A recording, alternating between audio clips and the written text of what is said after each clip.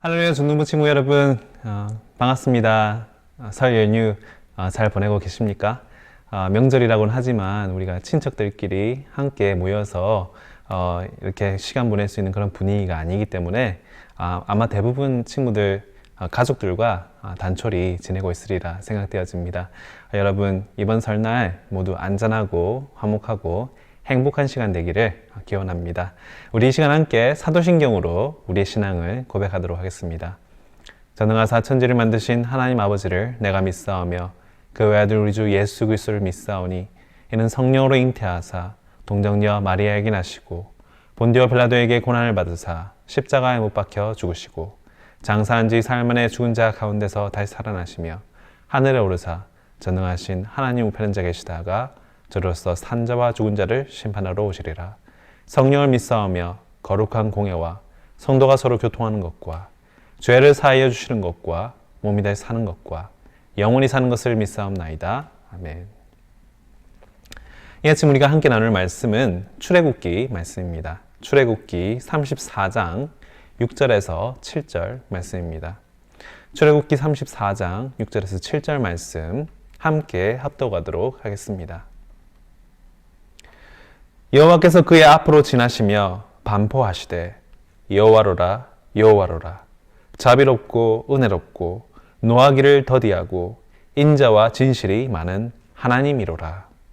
인자를 천대까지 베풀며 악과 과실과 죄를 용서하나 형벌받을 자는 결단코 면죄하지 않고 아비의 악을 자여손 3, 4대까지 보응하리라. 아멘. 여러분 앞서 말씀드렸다시피 명절이라고 해도 인원 제한이 있기 때문에 아마 여러분 중 많은 수가 이번 주는 가정예배로 모이지 않을까 생각되어집니다. 여러분 이렇게 어렵고 힘든 시기일수록 정말 소중한 존재가 바로 우리 가족이 아닐까 생각되어집니다. 물론 가족이라 보니까 같이 살다 보면 아무래도 부딪힐 일이 많을 수밖에 없겠죠.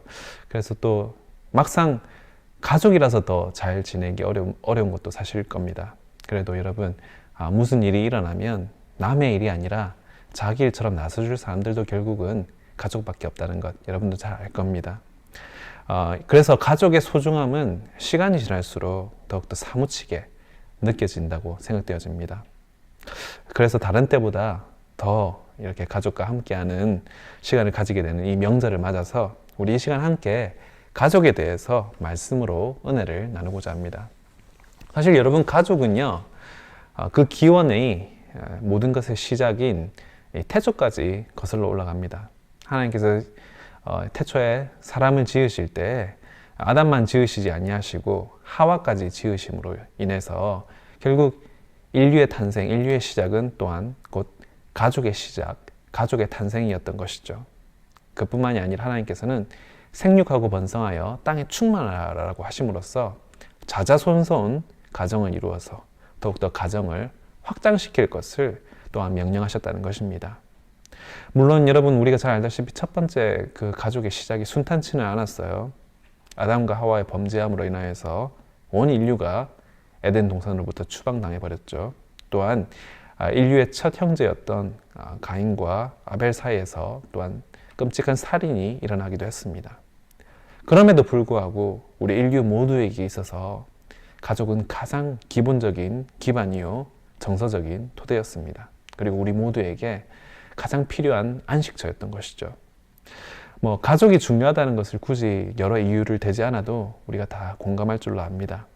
우리 한 사람 한 사람은요 개인이기도 하지만 개인의 정체성 이상으로 중요한 것이 바로 이 소속감, 즉 공동체로서의 그런 정체성이면서 가족은 가장 중요한 공동체라는 사실입니다. 벌써 우리 이름에도 이 가족의 정체성이 들어가 있죠. 목사님은 성이 구씨니까 목사님의 가족들도 구씨들이겠죠.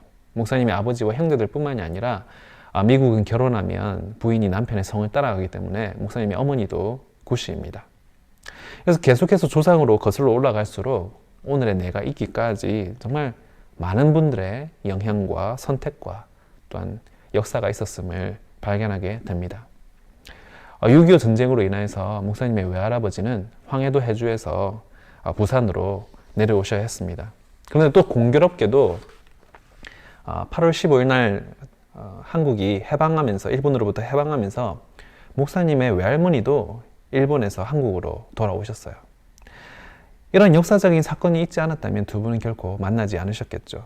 그리고 그 두 분이 만나시지 않으셨다면 오늘의 목사님은 존재하지 않았을 겁니다. 여러분, 이런 우연과 우연이 세대와 세대를 거치면서 얼마나 많이 있었겠습니까? 그런데 그 우연이 아니라는 겁니다. 하나님이 정하신 필연이라는 것이죠.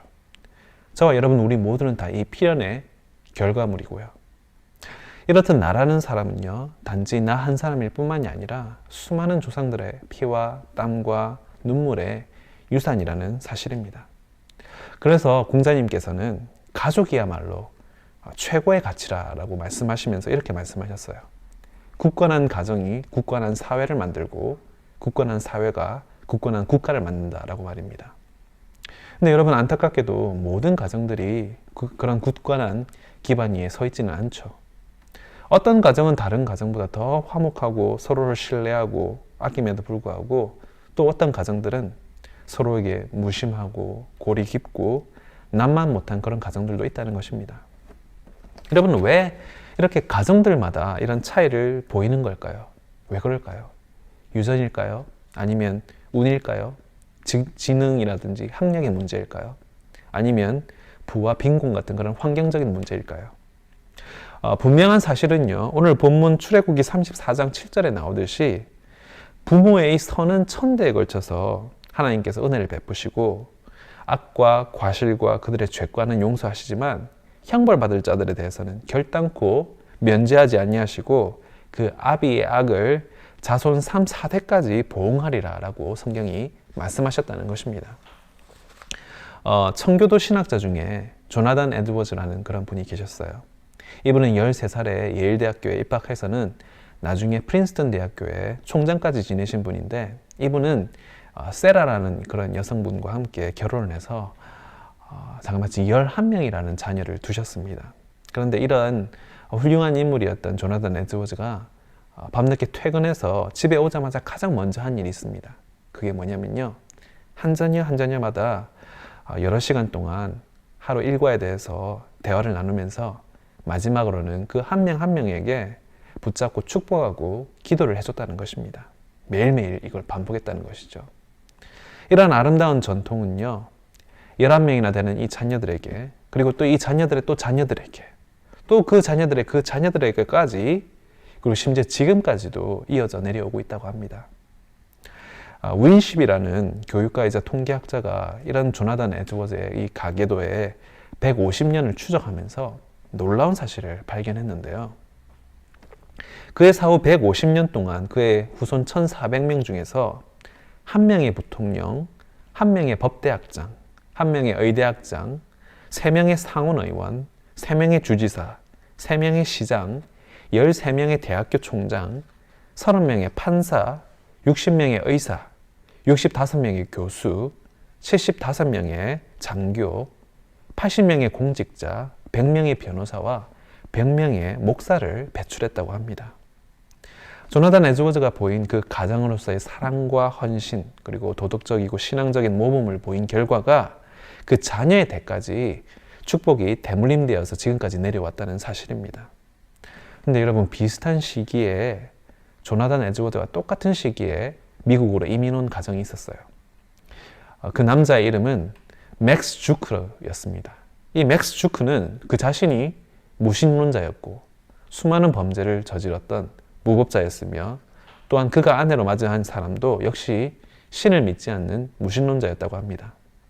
그런데 이런 맥스 주크의 가계도를 역시 조사해 본 결과 충격적인 사실을 또한 발견하게 됩니다.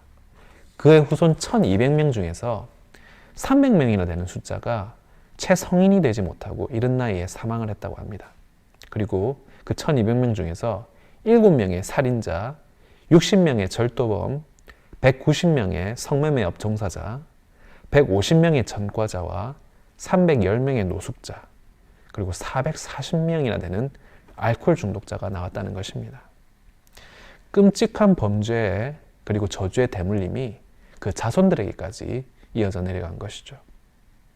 여러분, 부모가 자녀를 어떻게 양육하느냐가 당장 자신의 자녀뿐만이 아니라 3대, 4대, 5대까지 대물림되는 것을 보면서 부모와 가정이 한 개인에게 있어서 그 인격 형성과 그 인생에 있어서 얼마나 큰 영향을 끼치는지를 우리는 이 두 가정을 비교해 보면서 새삼스럽게 확인하게 됩니다.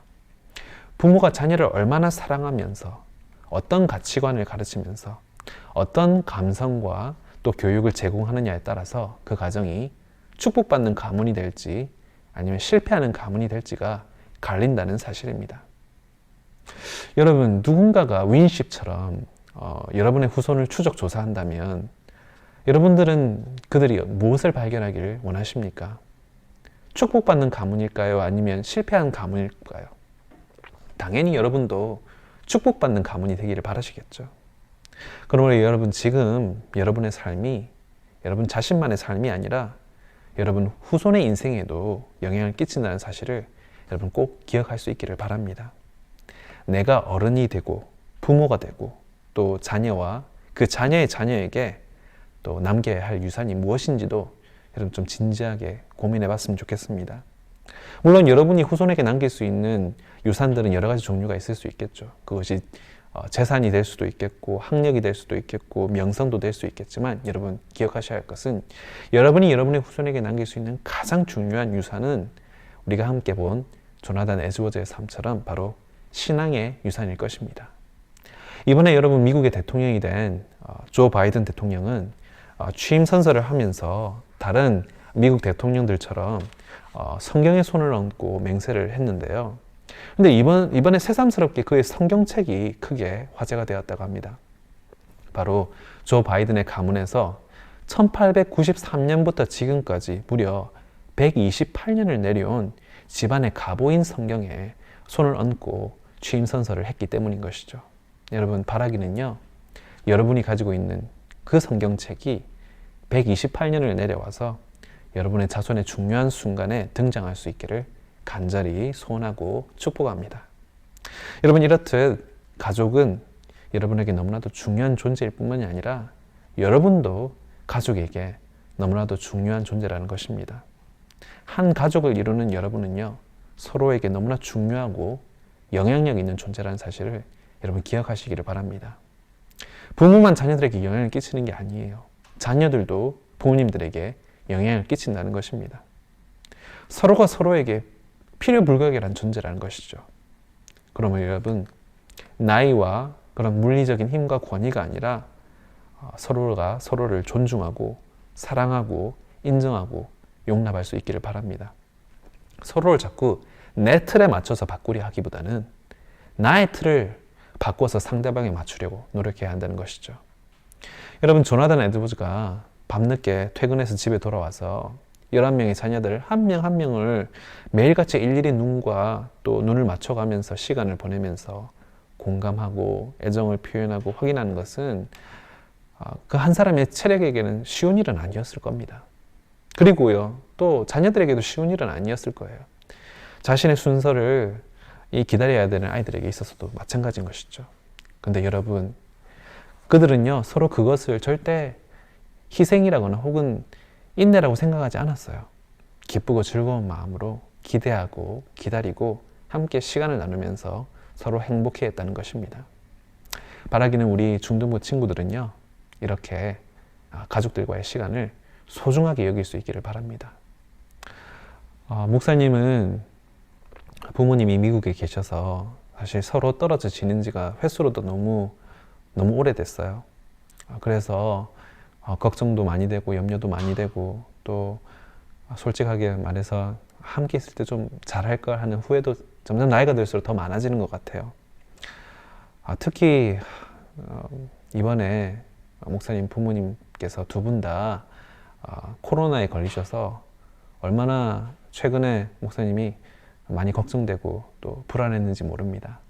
여러분, 부모님의 그런 공급과 또 보호를 받는 이런 가정이라는 이런 둥지에 여러분이 머무를 수 있는 시기가, 그런 시간이 여러분이 생각하는 만큼 그렇게 길지 않을 거예요. 바라긴 여러분, 지금 효도하지 않으면 앞으로 효도할 기회를 가지지 못할지도 모릅니다.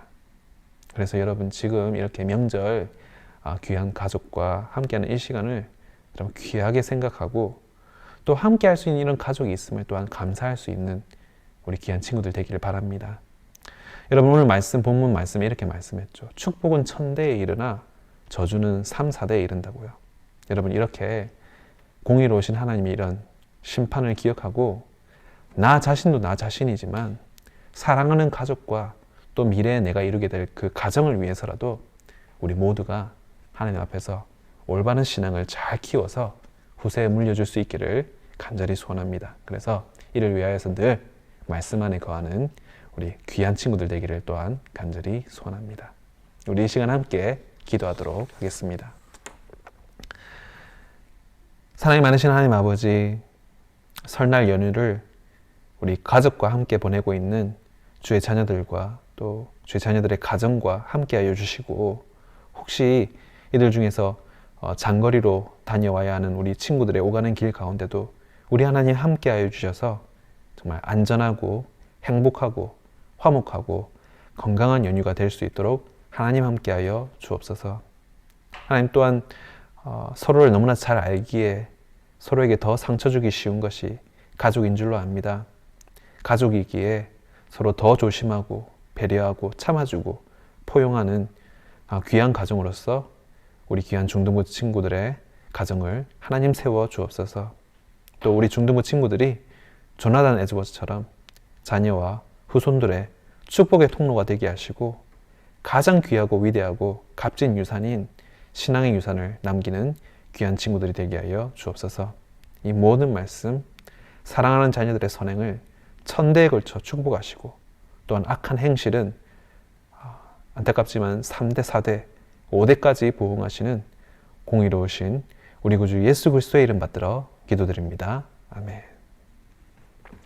축도함으로 예배를 마치겠습니다.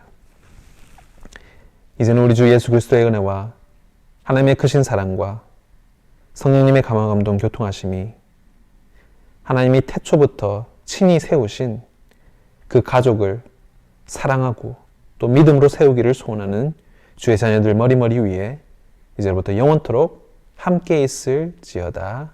아멘. 여러분 연휴 잘 보내시고 건강한 얼굴로 우리 다시 만나도록 하겠습니다. 바이.